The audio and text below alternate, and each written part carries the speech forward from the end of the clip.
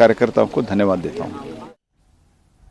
ಇನ್ನು ಗೋವಾದಲ್ಲಿ ಕನ್ನಡಿಗ ಸಿಟಿ ರವಿ ಅವರು ಜವಾಬ್ದಾರಿ ವಹಿಸಿಕೊಂಡ್ರು. ಈ ಕ್ಷಣಕ್ಕೂ ಗೋವಾದಲ್ಲೇ ಇದ್ದಾರೆ, ಸರ್ಕಾರ ರಚನೆ ಕಸರತ್ತನ್ನ ಮಾಡ್ತಾ ಇದ್ದಾರೆ. ಅವ್ರ ಜೊತೆಯಲ್ಲಿ ನಮ್ಮ ಪ್ರತಿನಿಧಿ ದರ್ಶನ್ ನಾಯ್ಕ್ ಮಾತಾಡಿದ್ದಾರೆ, ನೋಡೋಣ.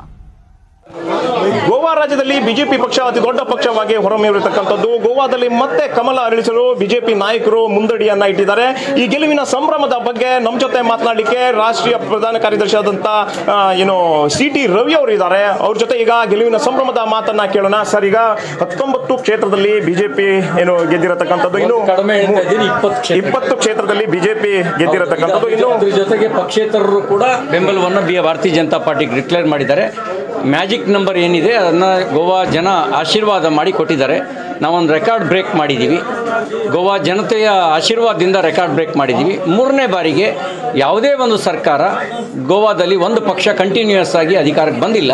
ನಾವು 3ನೇ ಬಾರಿಗೆ ಅಧಿಕಾರಕ್ಕೆ ತರೋದ್ರ ಮೂಲಕ ಗೋವಾ ಜನತೆ ನಮ್ಮ ಮೇಲೆ ವಿಶ್ವಾಸವನ್ನು ಇಟ್ಟಿದ್ದಾರೆ, ನಮ್ಮ ನಂಬಿಕೆಯನ್ನು ಗಟ್ಟಿಗೊಳಿಸಿದ್ದಾರೆ. ಅವರಿಗೆ ವಿಶೇಷವಾಗಿರುವಂಥ ಧನ್ಯವಾದಗಳನ್ನು ಸಲ್ಲಿಸ್ತಾರೆ. ಸರ್, ಎಲ್ಲೋ ಒಂದು ಕಡೆ ಸಮೀಕ್ಷೆ ಅತಂತ್ರವಾಗುತ್ತೆ ಎನ್ನುವಂಥ ಬಗ್ಗೆ ಹೇಳಿತ್ತು. ಸರ್ಕಾರ ರಚನೆ ಮಾಡಲು ಸಾಕಷ್ಟು ಕಸರತ್ತು ಮಾಡಬೇಕು ಎನ್ನುವಂಥ ಬಗ್ಗೆ ಸಮೀಕ್ಷೆ ಹೇಳಿತ್ತು. ಅದ್ರ ಬಗ್ಗೆ ಏನು ಹೇಳಲಿಕ್ಕೆ ಇಷ್ಟಪಡ್ತೀನಿ? ಜನ ಆ ರೀತಿ ಅತಂತ್ರ ಫಲಿತಾಂಶಕ್ಕೆ ಆಸ್ಪದವನ್ನು ಕೊಟ್ಟಿಲ್ಲ.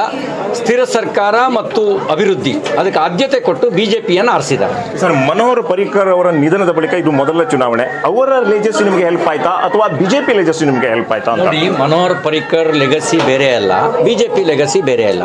ಮನೋಹರ್ ಪರಿಕರ್ ಲೆಗಸಿ ಅಂತ ಹೇಳಿದ್ರೆ ರಾಷ್ಟ್ರವಾದ. ಮನೋಹರ್ ಪರಿಕರ್ ಲೆಗಸಿ ಅಂದರೆ ಗೋವಾದ ಅಭ್ಯುದಯ, ಗೋವಾದ ಅಭಿವೃದ್ಧಿ. ಗೋವಾದ ಅಭಿವೃದ್ಧಿ ಮತ್ತು ರಾಷ್ಟ್ರವಾದವನ್ನು ಇಟ್ಕೊಂಡೇ ಭಾರತೀಯ ಜನತಾ ಪಾರ್ಟಿಯು ಮುನ್ನಡೀತಾ ಇದೆ.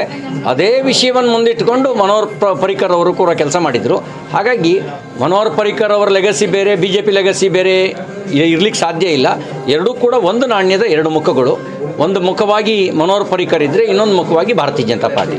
ಸರ್, ಈಗ ಗೋವಾದಲ್ಲಿ ಮುಂದಿನ ಮುಖ್ಯಮಂತ್ರಿ ಈಗ ಏನು ವಿಶ್ವಜಿತ್ ರಾಣೆ ಎನ್ನುವಂಥ ಬಗ್ಗೆ ಮಾತು ಕೇಳಿ ಬರ್ತಾ ಇದೆ. ಜೊತೆಗೆ ಪ್ರಮೋದ್ ಸಾವಂತ್ ಅವರ ಬಗ್ಗೆ ಇಬ್ಬರಲ್ಲಿ ಯಾರಾಗ್ಬೋದು ಎನ್ನುವಂಥ ಬಗ್ಗೆ ಏನು ಹೇಳಿ? ನೋಡಿ, ನಮ್ಮಲ್ಲಿ ಲೆಜಿಸ್ಲೇಟಿವ್ ಪಾರ್ಟಿ ಮೀಟಿಂಗ್ ಆಗಬೇಕು, ಆಮೇಲೆ ಪಾರ್ಲಿಮೆಂಟ್ರಿ ಬೋರ್ಡು ನಿರ್ಣಯ ತಗೊಳ್ಬೇಕು. ಇವೆಲ್ಲ ಪ್ರೋಸೆಸ್ ಆಗಲಿಕ್ಕೆ ಸಮಯ ಇದೆ. ನಮಗೇನು ಅರ್ಜೆಂಟ್ ಇಲ್ಲ. ಆರಾಮಾಗಿ ರಾಷ್ಟ್ರೀಯ ಅಧ್ಯಕ್ಷರ ನಿರ್ದೇಶನವನ್ನು ತೆಗೆದುಕೊಂಡು ಶಾಸಕಾಂಗ ಪಕ್ಷದಲ್ಲಿ ಬರುವ ಅಭಿಪ್ರಾಯವನ್ನು ಆಧರಿಸಿ ನಿರ್ಣಯ ಮಾಡ್ತೀವಿ. ನಿಮ್ಮ ಮುಂದಾಳತ್ವದಲ್ಲಿ ಇವತ್ತು ಈ ರೀತಿಯಾಗಿ ಒಂದು 20 ಸೀಟನ್ನು ಗೆದ್ದಿದ್ದೀರಿ. ಅದ್ರ ಬಗ್ಗೆ ಏನು ಹೇಳಲಿಕ್ಕೆ ಇಷ್ಟಪಡ್ತೀರಾ ಸರ್? ಇದರಲ್ಲಿ ನಾವುಗಳು, ನಾನು ಅಲ್ಲ, ನಾವುಗಳು ಸಾಮಾನ್ಯ ಕಾರ್ಯಕರ್ತನಿಂದ ಮೊದಲುಗೊಂಡು ರಾಷ್ಟ್ರೀಯ ನಾಯಕರವರೆಗೆ ಯೋಗದಾನವನ್ನು ಮಾಡಿದ್ದಾರೆ. ಅವರ ಯೋಗದಾನಕ್ಕೆ ಜನ ಆಶೀರ್ವಾದ ಮಾಡಿದ್ದಾರೆ. ಎಲ್ಲರೂ ಸೇರಿ ಒಂದು ಟೀಮ್ ವರ್ಕ್ ಮಾಡಿರೋದ್ರಿಂದ ಗೆದ್ದಿದ್ದೀವಿ. ಇದು ಯಾರ್ದು ಇದರಲ್ಲಿ ನನ್ನ ಹೆಚ್ಚುಗಾರಿಕೆ ಅಂತಿಲ್ಲ. ನಾವು ದೇವೇಂದ್ರ ಫಡ್ನವೀಸು, ಕಿಶನ್ ರೆಡ್ಡಿಯವರು, ದರ್ಶನ ತಾಯಿ ಜರ್ದೋಸು ಪ್ರಭಾರಿಗಳಾಗಿ ಕೆಲಸ ಮಾಡಿದ್ರೆ, ಇಲ್ಲಿಯ ಕಾರ್ಯಕರ್ತರು ಒಂದೊಂದು ಬೂತ್ನಲ್ಲೂ ಕೂಡ ನಾವು ಇಲ್ಲಿ ಬೂತ್ ಜೀತೆಗ ಚುನಾವ್ ಜೀತೆಗ ಆ ಒಂದು ಸ್ಲೋಗನ್ ಹಾಕ್ಕೊಂಡು ಅವ್ರು ಕೆಲಸ ಮಾಡಿದ್ರು. ಹಾಗಾಗಿ ಗೆದ್ದಿದ್ದೀವಿ. ಇದಿಷ್ಟು ಏನೋ ಸಿಟಿ ರವಿ ಅವರ ಮಾತು. ದರ್ಶನ್ ನಾಯ್ಕ್, ನ್ಯೂಸ್ 18 ಕನ್ನಡ, ಗೋವಾ. ರಿಸಲ್ಟ್ ಬಗ್ಗೆ ಮತ್ತಷ್ಟು ಅಪ್ಡೇಟ್ ಕೊಡ್ತೀವಿ ಚಿಕ್ಕದೊಂದು ಬ್ರೇಕ್ ಆದ್ಮೇಲೆ.